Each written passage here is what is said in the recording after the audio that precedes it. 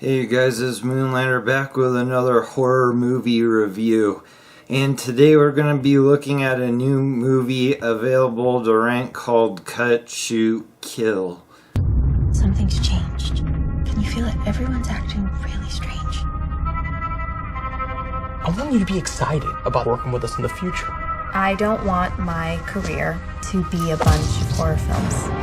I picked you because I think that you are a survivor. Now I rented this from the new releases section on Amazon under the horror genre. Now this movie is about an aspiring young actress that decides to take a leading role in a horror movie that's being made by a group of guys that have been making horror short films for years. Now they had a leading lady they were using who apparently was murdered, so they are looking to replace her and they enlist this aspiring young actress. So after she accepts this role, her and the other actors that are going to be in this feature film made by these guys are picked up by a mentally ill man driving a school bus. And he takes them to this set of cabins where they're going to do the filming. And of course there's no cell phone service. So soon after arriving at the filming location, the aspiring young actress soon learns that this is a close-knit group of people that have been making these films together.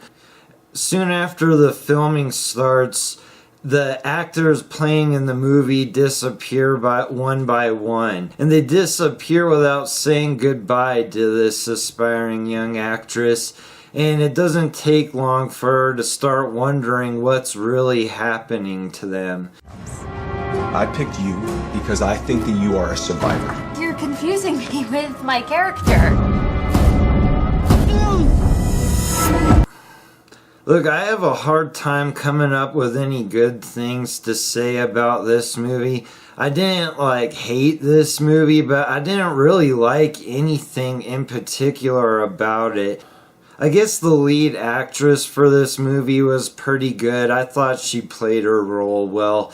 And a couple of the other characters were pretty cool, but overall I can't say I like the acting for this movie. Because there was other characters I just didn't really care for. I didn't think they worked at all.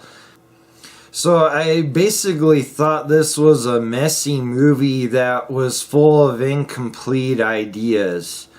And there was several parts in the movie where they were showing a scene that they were making for the movie, but they show it to you as if it's the movie. And then when it came to a certain point, it stopped and started over. And I didn't have any clue of what they were trying to portray. It really made no sense to me at all. And I just kind of looked past it and let the movie go on. But when it was over, I thought back and I couldn't understand why they even did that. And then they tried to include the idea of these guys all having a tattoo, but it's barely mentioned or explored what brings these people together. I just kind of assumed they were family, but there's no explanation or reason why these guys have been making these films together and why they're actually killing people. You can't even really come to the conclusion that they're just sick.